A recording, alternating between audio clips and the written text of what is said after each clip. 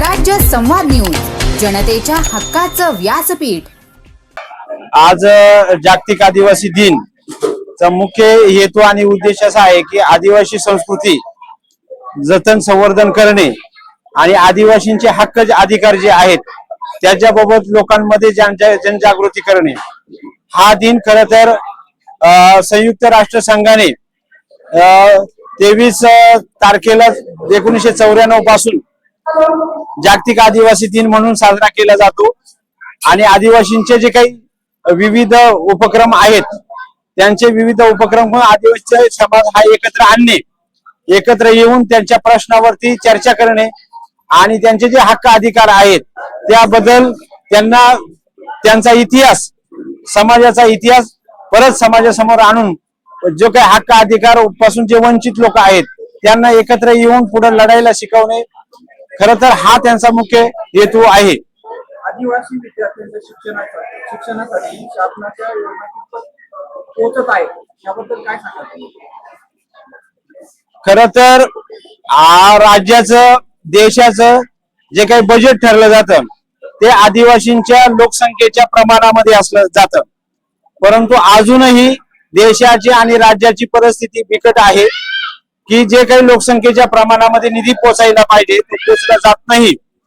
आणि शिक्षणाचं प्रमाण जे आहे ते आता पहिलीपासून तर 10वी-12वी पर्यंत 40% आसपासच विद्यार्थी येतात आणि ग्रॅज्युएट पोस्ट ग्रॅज्युएट पर्यंत विद्यार्थ्यांची जाण्याची संख्या फार अत्यल्प आहे, म्हणजे 2 ते 3% आसपास आहे। म्हणजे शिक्षणाचं प्रमाण हे पण फार संथ गतीने होताना स्वातंत्र्यानंतर पण दिसून येते। आता आदिवासी समाजामध्ये योजना राबवल्या जातात तर त्याची काय माहिती आहे?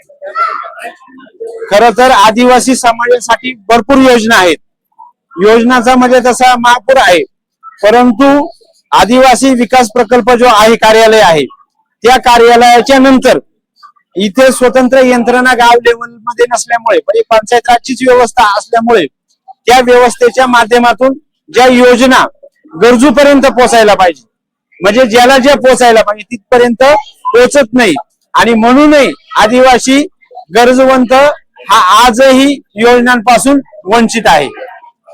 आज या कार्यक्रमासाठी आदिवासी प्रकल्प विभागातले काही पदाधिकारी किंवा सामाजिक कार्यकर्ते कोण उपस्थित झाले होते सकाळपासून? म्हणजे हा कार्यक्रम समाजाचा कार्यक्रम या ठिकाणी होता, विविध पक्षाचे पण पदाधिकारी या ठिकाणी आले होते। त्याचबरोबर आमच्या समाजामध्ये काम करणारे जे काही पदाधिकारी एमपीसी यूपीसी झालेले जे मुलं आहेत त्यांचाही सन्मान या ठिकाणी ठेवला होता। म्हणजे आमच्या समाजामधले शिकून पुढे गेलेले जे काही प्रतिनिधी आहे ते समाजासमोर आणून येणाऱ्या पिढीला प्रेरणा देणे हा त्याच्या पाठीमागचा हेतू आहे। आदिवासी समाजातील तरुणांना आजच्या दिवशी असा संदेश काय असणार आहे? खरं तर आदिवासी संस्कृती जतन आणि संवर्धन करणे आणि मानवी मूल्यांचं प्रतिष्ठा आणि त्याचा गौरव करणे हा आजच्या दिवसाचा फार महत्वाचा मुद्दा आहे। आणि म्हणून आम्ही आदिवासी बांधवांना आणि सर्व मानव जातीला हा शुभ संदेश देऊ इच्छितो की आदिवासी संस्कृती जी आहे, आदिवासीची मूल्य जी आहेत ती आपण समजून घेतली पाहिजेत आणि ती खऱ्या अर्थानं म्हणजे शोषण विरहित समाज म्हणजे शोषणाची मूल्य शोषण विरहित समाज निर्मितीची मूल्य ही आदिवासी संस्कृतीमध्ये आहेत। म्हणून मी अखिल मानवी समाजाला एवढी विनंती करीतो किंवा संदेश देऊ इच्छितो की कोणाचंही शोषण न करता जर आपण या पृथ्वीतलावर जगलो तर चांगल्या पद्धतीने सर्व मानवी समाज हा आनंदी जगू शकतो।